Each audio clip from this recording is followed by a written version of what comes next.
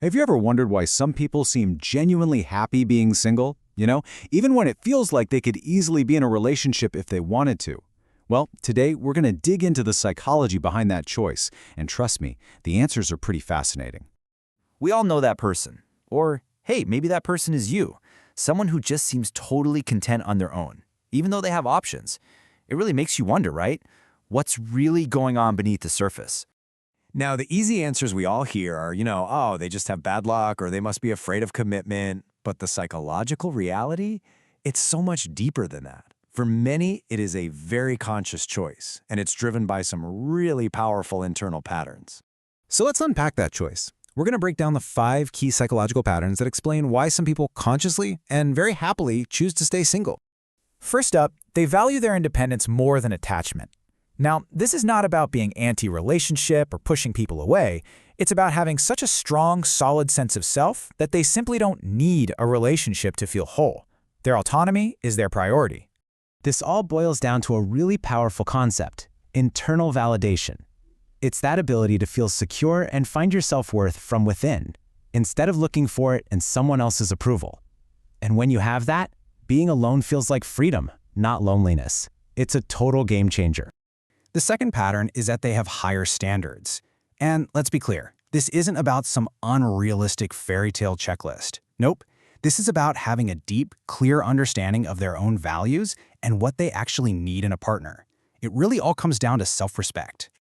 This quote just nails it. They're not chasing perfection, they're avoiding misalignment. See, it's about quality over quantity.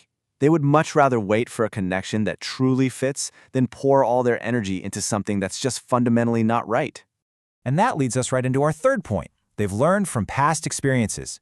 This isn't about being jaded or cynical at all. It's about intelligent adaptation. After you've been through a draining or negative relationship, your brain just naturally gets smarter. Our brains are incredible pattern recognition machines. So, as you can see here, after a negative experience, like say burnout or betrayal, the brain adapts. It literally learns to spot those early warning signs. So you become more selective, not to reject people, but to protect your own energy. It's actually a really smart defense mechanism.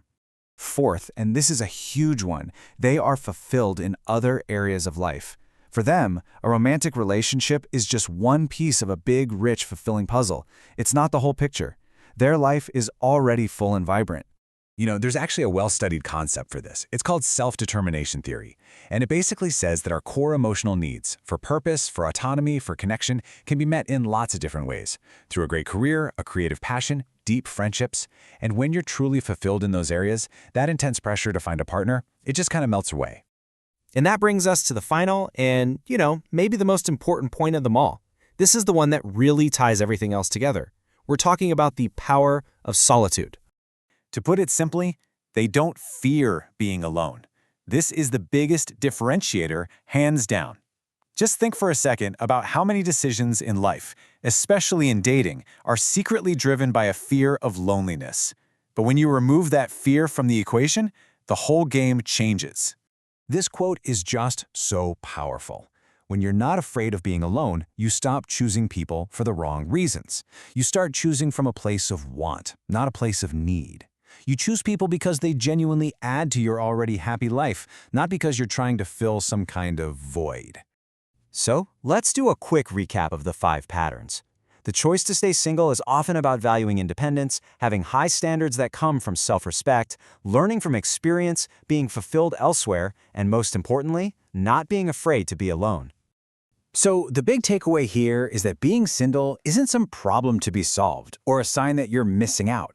It's often a sign of deep self-awareness and, frankly, profound psychological strength. So I'll leave you with this question to chew on. Is being alone a state we should always be trying to escape, or is it actually a strength we should be trying to build?